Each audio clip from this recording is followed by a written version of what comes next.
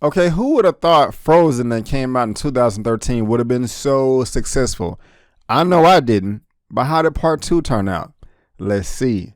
My name is Brandon Keith Avery, and this is just my opinion. Hey, what's going on, everyone? Thank you so much for tuning in to my opinion/review for Frozen 2.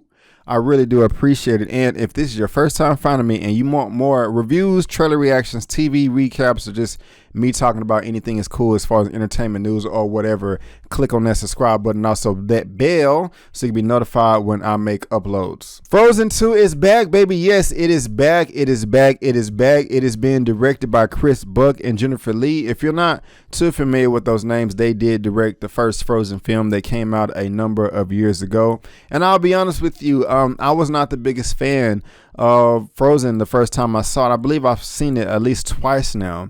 The first time I was like, okay, yeah, that wasn't that good. But when I got it, everybody loved it and it made over $1 billion. And I was like, man, is there something that I missed? And, I just don't understand. I will go ahead and say that overall, I did enjoy Frozen 2 a bit more than the first one for a number of reasons. But at the same time, I feel that there are some things in the first Frozen film that are far superior than the sequel.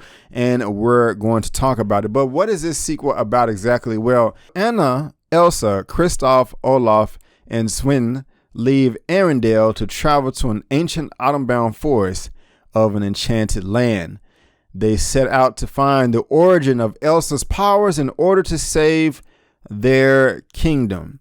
Now, one of the first things that I love about this film, and one of the things I was looking forward to the most based off the trailers, was the animation and the display of powers. If you've seen me talk on this YouTube channel before, you know I love superheroes and comic book adaptations and superpowers and Hadoukens and all that good stuff. So when you have someone displaying powers and ice powers of that nature, I'm really into it or whatever. And I'm just thinking that we're going to go into this. We're going to have some earth power, some water, some fire, some air, some Last Airbender type stuff. And we did get elements of that. And while it was all cool in the game and stuff like that, the thing that stood out the most was, the display of Elsa's ice powers. I mean, it was just some time where she would just get in that stance, just like, you know what I'm saying? You just blasting left and right all around her. I thought it was cool. I thought it was badass. It was right up my alley. The next thing I love about this film is just the relationship between Elsa and Anna. I mean, they have a powerful sibling relationship, especially when it comes to Anna. Anna's not messing around when it comes to Elsa. I mean, she loves her sister to death. It's just crazy. Hey, Elsa, where you going? You can't leave. You can't walk 5 steps away from me. You got to tell me you're going to walk 5 steps because I'm worried about you, sis. I'm worried about you. I want to go everywhere you're going because I'm crazy. No, she's not really crazy. It's just she really looks after her sister. And it can possibly be an annoyance to some people. But I respect that. You know what I'm saying? I mean, people need to stick together, especially brothers and sisters and all types of combinations. I mean, I really just like how down Anna was, for her sister Elsa. Another thing is, there's a ton of songs in this movie. I mean, over 10 of them, And while all of them were not just as powerful as the last, I mean, there were a good 7 or 8 or whatever. I'm feeling that. I like it. I'm liking it a lot. It has a very powerful message in it that not only that can children learn something from, but also adults too. I mean, there are a lot of adult themes in this film. There was one song by Olaf to where he was talking about, hey, I don't understand this, but when I get older, it will make sense to me. I will understand. And we all go through that. I mean, how many times has your parent, your mother, your father, or your legal guardian tried to give you some type of instructions and you didn't want to listen? You wanted to be hard-headed. You want to be a knucklehead and you mess up and make a mistake. But then when you get older, you're like, you know what? I realized what they were trying to tell me, what they were trying to teach me. And that's what I got out of the song, so that was cool too. Now, in the first Frozen film, I could not stand the Olaf character. I thought he was just stupid as hell. I'm like, why and who designed this creature? Horrible idea. Fire them. Get them out of here. But Olaf was actually pretty cool in this movie. He joked a little bit too much at times, but at the same time, I did like him a lot better, in this film. And Kristoff was pretty dope too. I mean, he was trying to propose to Anna throughout the whole movie.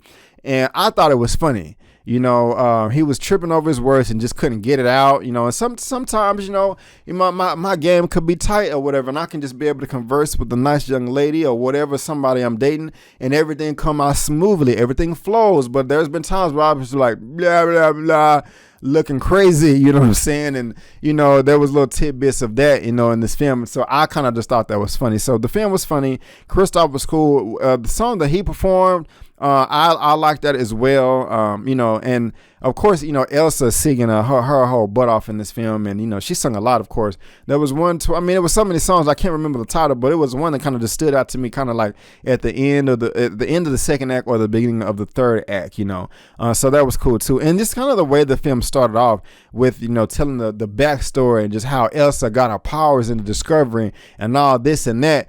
I was like, wow, this is pretty compelling right here. This is pretty thought provoking. I'm into this. I can't wait to see the mystery and what's going on, and we can reveal all the secrets. And that's kind of where I'm disappointed walking away from this film, because it just didn't pay off for me. It didn't. I mean, it set it up for a great story, but I kind of walked away like, really, that's it? You did all of this and all of that, and you traveled across the land, and you did the powers and all this for this type of reveal. It really didn't even reveal anything. It just, I don't know. I don't know what it was, but it wasn't nothing. And I'm just kind of disappointed and kind of scratching my head there.